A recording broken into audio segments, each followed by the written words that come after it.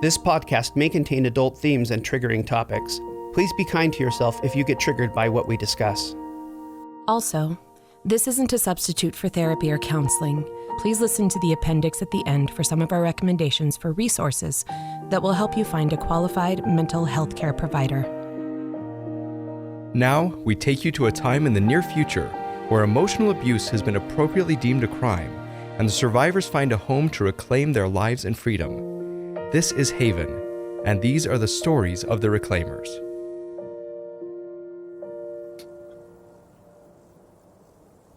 I can stay if you'd like. I appreciate that. I think I'd just like another minute of space before they come in, if that's all right. Absolutely. Franklin's got Attie with him, so he's good. Yeah, I've been getting his nerves all morning. What if we go over your intent mantra for the session?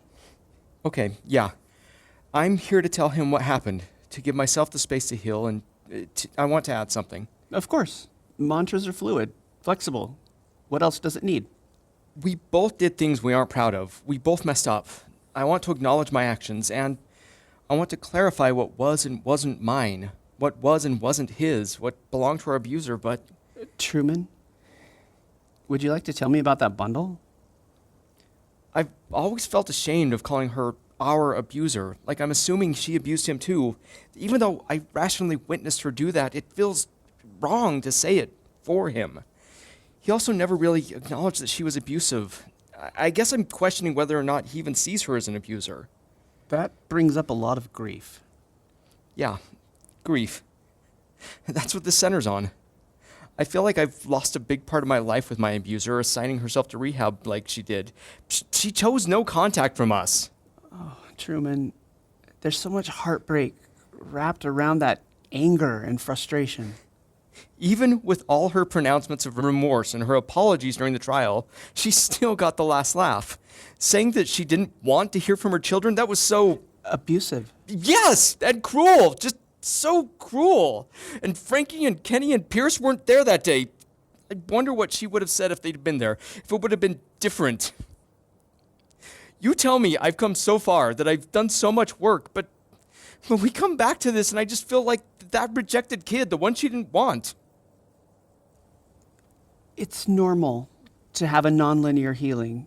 There are no checkpoints or maps for grief. No checklists either? The horror. How will we ever assign more homework? I guess I could create a checklist. What if we put one together now? Would it even be a Pheeny session without a checklist? Why not? This is part of empowering tool number 10. Refocus on you. Okay, you've got me. What would the checklist be? Well, what does your heart need? If grief isn't linear and that's causing you pain, using refocus on you is asking, what do I need to heal? Truman, what do you need to heal? A mother? I'm so sorry you never got the mother you deserved, Truman. Today isn't about me, though. Yes, it is. Two of your survivors are in the building right now. Neither of them has a mother. And both of them have very different needs. Toxic families set up this false equivalence that every child should have the exact same needs to accommodate parents who won't love them as individuals. Fair point. So that's why I ask, what do you need? Are you trying to model good parenting here? Yes, that's important. The way parents speak to us becomes our inner voice. Your parents didn't give you an inner voice that makes you feel good about yourself. Truman, I also say it because you deserve to hear it. You deserve to have voices that nurture you. Just like the apology best practice, this one helps you build that replacement so you can nurture yourself. I'm struggling to accept that. Not from you. It's not you. I'm not offended by your struggle, Truman. I'm honored that you'd allow me to walk on this ground with you. Your grief deserves honor and respect. We go at your pace, yes. We also go in the direction that your best interest knows we need to go. You don't have to accept anything. I'll still love you just as you are. Thank you. I'll hold those thoughts close through the struggle. That sounds like an answer to the question. What do you need? Yeah, I guess it is. Is it the only answer, or is there more? I need to focus on me today. You're right. Franklin and I can have separate needs, separate agendas, separate healing. Separate, not isolated. Oh, wow, I hadn't thought of that. I thought you were trying to get me to be independent. Oh, dependence isn't bad. I think dependence gets mixed up with codependence, and we think we have to do all the healing alone. As you can tell from the facility you're standing in, my personal stance on trying to heal in isolation is bullshit. I guess that's both what I need and what I want to add to my mantra. Yeah? It's okay to ask for support while I heal, and it's okay to hold my boundaries. Oof. I'm getting that fear. It's a great insight to recognize that you feel threatened by the possibility of connection. I hadn't acknowledged it until now. I think my abuser taught me that I had to accept whatever she decided to give if I wanted connection. So now, asking for support from Frankie means, well, I have to take whatever he offers. That's good. I'm proud of you. So, what do you need? Pheeny, good use of the tool. Way to sneak it in there. Truman, if there's one thing I've learned, it's that I will do no sneaking in session with you. It isn't possible. Thanks. It's definitely a compliment. Okay, well, thanks. And as for what I need, Yes. I need to do this. I'm ready. I can ask Frankie for healthy connection. That's good. And if he offers something else? I can decline and stay connected to him with boundaries intact. You are ready. Hey, thanks, oh inner voice replacement. Okay. You sure you don't want me to stay? No, I trust Attie implicitly. Okay. Feel free to stop by the VIP lodge when you're done. I'd love to hear how it went.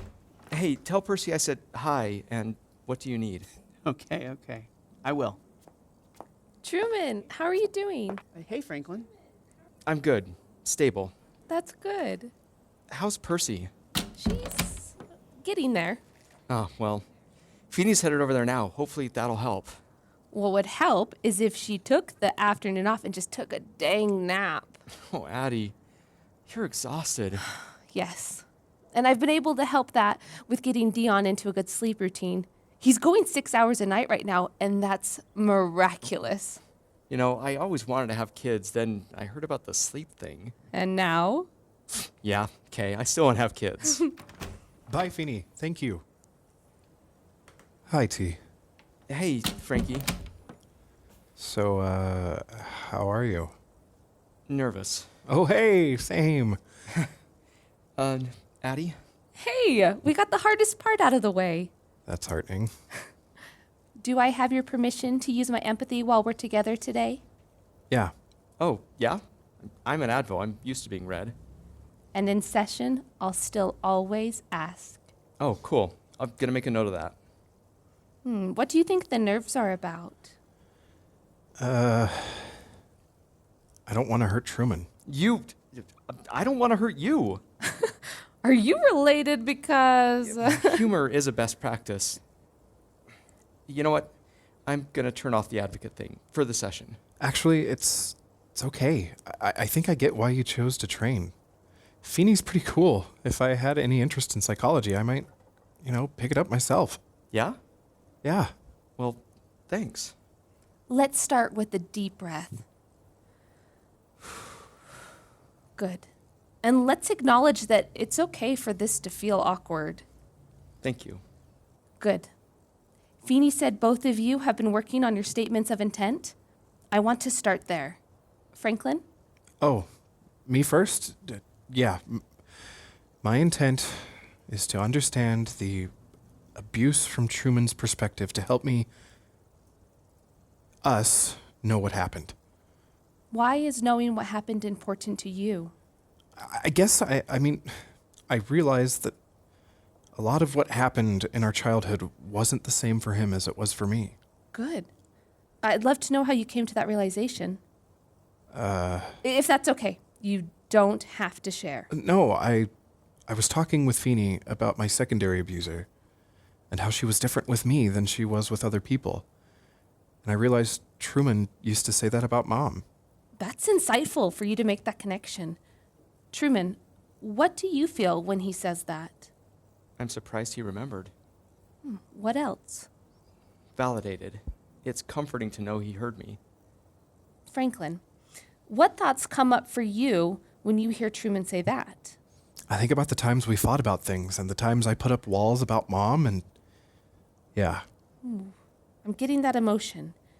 Do you want to talk about it? No. Okay.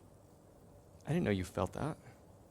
Are you reading me without consent? No. And even if I was, I'm your brother, not your advocate. Well, don't. I don't like it. Frankie, I don't read the stuff you keep to yourself. I only read the broadcasts you send out. You sent that out. You wanted me to know you felt it, so just talk about Okay, it. this is what I was afraid of too. What's that? That he'd turn this into some reason to push me into feeling. How is he pushing? He's... Okay, maybe not pushing, but he's just... He said what I was feeling. I heard him say that you were feeling something, but I didn't hear that he named it. Could you? Are you defending him? No. I'm observing. I'm observing what you both are doing. This was a bad idea. It was? Will you tell me why? You're friends with him. You're going to be biased towards him and how he sees things. I'm just the crappy brother that didn't believe him. Pheeny asked me to run the session because I've known you both about the same amount of time. He knew I could stay balanced. I accepted because I think you are both wonderful people, and I'd like a chance to work with you. And, in a minute, I'd like to address the trigger under the fear. Trigger? Yes, but I want to make sure we've addressed your fear first. It's important you feel safe. I don't think I can really feel safe anywhere right now. That's fair. What would it take for you to feel safe in here for this time? I'm sorry. I'm not trying to be difficult. I know. And I'd still like to know if there's anything we could do to help you feel safe. I guess I just needed to be reassured that you'd see me for me. I'd want that if I was in your shoes. I'd want to know that I could have a chance to speak vulnerably and be heard. I'd want to know that if I miscommunicated, I could have a chance to fix it.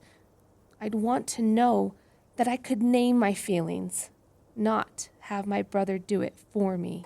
Yeah, Truman, please don't name my feelings. Please let me do that. I'm trying to be emotionally intelligent and I feel stupid a lot of the time. I need to build this skill myself. Of course. You're right. I'm sorry. Thanks. How do you feel now? Not so afraid. Still don't feel safe. If there's something else I can do to help you build that safety, I'm all ears, okay? Just pause things and let me know. Okay. I'm sorry I lost it there. Franklin, if that's losing it, we're gonna be just fine. Yeah, okay. I just felt out of control. That's understandable. I don't think anyone would feel okay about things being unfair, tipped against them. That's a good way to say it. I didn't know you and Truman hadn't known each other that long. I thought... I'm a trained advocate, but it's only been in the last few months that I've been helping out at the Haven. I only met Truman a week before you started. I don't know why that makes me feel so much better. It might be the trigger I was mentioning. Yeah, the trigger. You felt some pretty significant fear when things seemed to be unfair. Does that happen a lot? I guess I hadn't thought about that before. I want to be completely blunt here, but I don't want to make anybody sad. I'd feel better if you just said what you were thinking. I want to do what you ask, let you name your own feelings, so if this is about me, I'd rather hear it. Okay, then. I think I felt the fear when I felt like you were going to favor Truman, because there's a lot of the abuse that was unfair. What my secondary abuser did was horribly unfair, but here, with Truman and you seeming to favor him first, I felt panicked. Tell me what else you felt. Like I wasn't good enough. Like he's this brilliant empath and I'm the runt of the emotional intelligence game. Like I'm not up to snuff. I'll never meet your standards, ever. Whose standards? Yours, this place, Truman's. People. People? My abuser, okay? My abuser. Like, You're going to be like her. You're going to... I don't know. See me the way my mom saw me. I never measured up to Truman. Wait, what? No. I could never measure up to you, Frankie. You were the one who was good enough to get into the army. You played basketball. You built all those amazing cars. You were just brilliant with all the girls in high school. I didn't even have a girlfriend till college. You were the one Mom loved the most. Who said that? Did she say that to you? Did she say it out loud? She didn't have to, remember? Oh, you sensed it. Like you really felt it? That she thought that? Yeah, all the time. Remember when you won the championship? She took the whole team out for ice cream after. Remember when I said I had to go? She was broadcasting to me all night how ashamed she was of me. Oh. I thought it was when she made the joke about the tree. I could tell that hurt you. You knew? Yeah, I felt powerless to do anything, though. I didn't want the team to see me get mad for saying anything about her. They all loved her so much. Yeah. I was mad when they laughed at that joke. That wasn't right. You were? Yeah. That was cruel and terrible. That championship was over that night. But that damn tree is still there. She had no right to make you feel bad about it. I know how hard you worked on it. All the blisters. Pierce complained about the blood on your shirt for weeks. Yeah, wow. I forgot she was on laundry that year. That year? Yeah, Mom divided up the household chores between us by year. That year, Pierce had laundry, I had the lawn outside stuff, and Kennedy had the dishes. What did you have, Franklin? He didn't have chores when he played basketball. Why not? To make them hate me. No, that wasn't it. We never hated you. Kenny sure complained about it enough to make me think you did. Narcissistic parents frequently divide roles and responsibilities into unfair workloads. Why do you think they do that, Franklin? I told you. To make them hate the one who doesn't have any. To divide us. To make it so we won't want to talk to each other. And did you want to talk to each other? No. I just wanted to keep my head down so she wouldn't start in with the shame and scorn. That's awful. I didn't know she was doing that to you. That's why I tried to tell you about it. I know you're mad at me about that. How many times do I have to say I didn't know? None. You need to say it none times, Frankie. I knew you didn't know. None of you did. She could torch me in public and no one knew. I don't know what you expected me to do about it. Nothing. It wasn't your fault. I still don't need anything from you, Frankie. I just... T. Trumi, what is it? Just say it, okay? I've been a shitty brother to you, but... No, you haven't. You did the best you could. If I'd done the best I could, I would have saved you from her. That's how I feel. I'm the oldest. I should have gotten you out. It's why I don't hold it against you. That you didn't believe me. You did the best you could. It wasn't your fault. I didn't need you to save me, but now... I can apologize. I can make it up to you. No, Frankie. I just want a brother, a friend. I want to have the family she kept us from being. What? That's it? Just a brother. I want to laugh about our stupid relationships. I want someone to call when stuff sucks. I want someone who can tell me I'm not crazy when I remember the awful stuff Cass put us through. And I want to be your brother. I want to be the one who hears when your abusive girlfriend isolates you. I want you to call me when you need to get out of Russia. I want to send every single member of the armed forces if your secondary abuser ever tries anything ever again. And I'm getting that you want that too. I've known my whole life you want that. And you've never let me just tell you. I want that brother to be you, Frankie. T, I know I wasn't a big hugger, but... Well, it's too bad, because I'm hugging you now. Thank you. I'm sorry I named your feelings again. No, you're right. I did want that. I'd look at you planting trees or working on the lawn or making Kennedy do her homework, and I'd think, he doesn't need me complaining to him. You weren't a bad brother, Frankie. You were just protecting yourself. I can't believe you can say that now. What makes someone a bad brother? I teased him. I teased you. Okay, true. You were pretty good at it, too. What else? One time, I got so mad at him, I shoved him to the ground. He kicked me, and then it was a blur. We were fighting like wrestlers for the next week. Anytime there wasn't an adult around, I'd be all over him. And this was common? You physically attacking him? No, that was a week of our lives, but for the most part, we were pretty good at keeping away from each other. What ended it? I got him a date with Tessa, the goddess. Oh, I forgot about that. Tessa was a goddess. Wait, I forgot. How did you get her to agree to a date? I tutored her in AP Psych. She should have dated you. What else makes a bad brother? I didn't save him from Cass. I didn't save you from her either. I was taller. I was older. Yeah, well, I was more athletic. Yeah, and I could bench 240 my junior year. You're not helping your argument here, Guthrie. Okay, white flag, I give. I was also the empath. You didn't know you were an empath. I knew what she was. You can know what a velociraptor is, doesn't make it easier to prevent one from eating you alive. That's a good point, Franklin. Care to apply that compassion to yourself? Okay, maybe. Yeah. Are all advocates so... Helpful? Yes. Some more than others. Oh, thanks, Truman. You okay, Frankie? Yeah, I guess I'm just really surprised. This identity I thought I had my whole life. It was wrong? Constructed. That's what I arrived at after Cass's trial.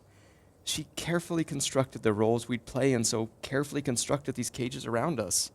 We thought the cages were our identities. Yeah, that's it. Discovering that the cage isn't who I am. I feel like I'm starting over. It feels scary. Yeah, I get that. I've been struggling with that for a while now. It's why I started school again. I want to give the new identity a shot, see if I can make it work. I don't think I'm ready for that yet. You don't have to be. We go at your pace. Okay. I'm still scared. Absolutely. What can we work on in the last bit of the session to help you cope with the fear? Well, maybe to look at what I'm scared of, what it's about. You mentioned that the cage isn't your identity. What's scary about that? If I question that, I feel like I have to question everything. That makes sense. And what if you only had to question the part about the cage? What else about your identity could stay true, even if you weren't the cage? Oh. Huh. I guess it could still be true that that my values are the same, that I am still Franklin. Maybe I'm just Franklin the brother, not Franklin the crappy brother. I like that. Franklin the brother. What else might be causing fear for you? What if I find a new identity and I'm still rejected? A valid and important concern. What if that? Who might reject you? Truman? Kennedy? Pierce? Truman? What are your thoughts on that? That's not possible. Kennedy adores him. Pierce thinks he walks on water, and I think he's okay. Did you hear that? Truman thinks you're okay. And I think he's passable, so... Yes, the old anti-rejection standby. Passable. I hadn't realized how much I needed acceptance from my family. Truman, do you want to talk about that? I just got that bundle. Well, just this morning I was telling Pheeny that even with all the work I've done, it still hurts that Mom was so... Cruel? Yes, and I've realized while you were talking, she didn't just reject us. She made it clear that it was our fault she was rejecting us.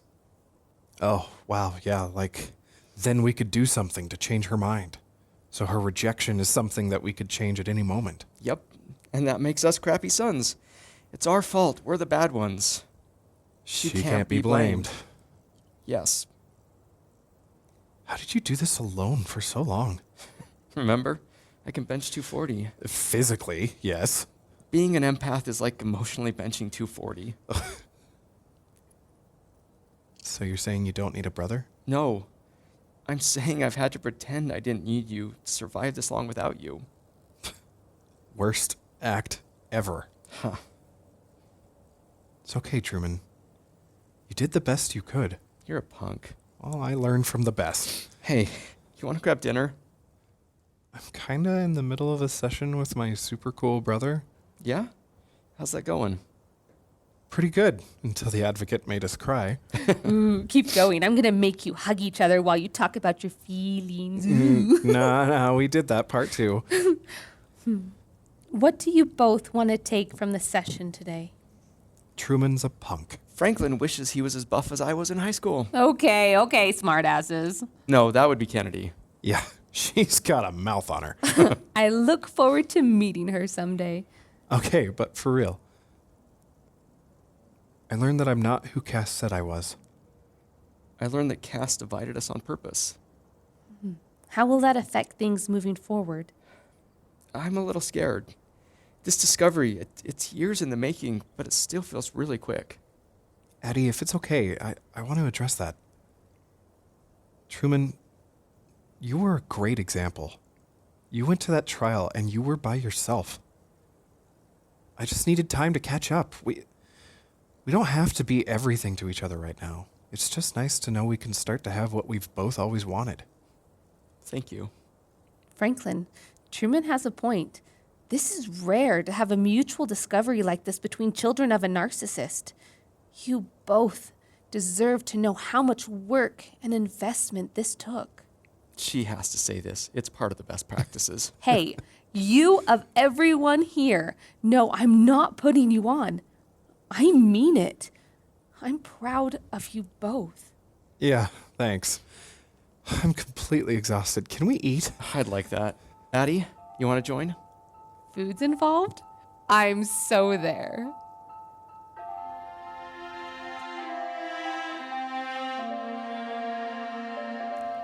Hey, it's Percy and Pheeny here. What you've just heard is a work of fiction, but we know that many listeners are living in a world of pain that isn't fictional at all. At the end of every episode, we're going to include an appendix of sorts. Some things we hope will serve those who live with a reality of fear and pain every day. First, we want to let you know about our website, www.empowering.tools, where we keep an ongoing list of books, websites, hotlines, and many other resources for victims and survivors of toxic relationships. Second, we love to hear from you. If you'd like to share your story with us or let us know how the episode impacted you, we'd love for you to reach out. These are deeply emotional things, and we want to give you a chance to share. We're a small team, so an in-depth response isn't always possible, but we do read every message we receive. Third, if you're in crisis or you need to find an immediate way out, please call 800-799-7233 for the National Domestic Abuse Hotline. If your abuser is a parent or a non-romantic relationship, there are other resources we've listed on the website that are just for you. A reminder, emotional violence is still violence. You don't need to have bruises on your body to deserve help, and it's okay to feel what you're feeling when you call. Fourth, be safe. For some, getting out will take planning and time. If you know you need help, do what you need in order to safely get away. Lastly, we know how difficult it can be to believe there's hope on the other side of a toxic relationship. Many on our team know the devastatingly difficult steps it takes to get away from an abusive predator. But there is hope. You don't have to do it alone. If you don't have supportive family or friends, you can still find support at the hotlines we mentioned earlier or at a local hospital or shelter. Thousands of survivors have made it out. Getting out and reclaiming your freedom can be your story. We believe in you. We believe in your future. And we believe in your right to that freedom.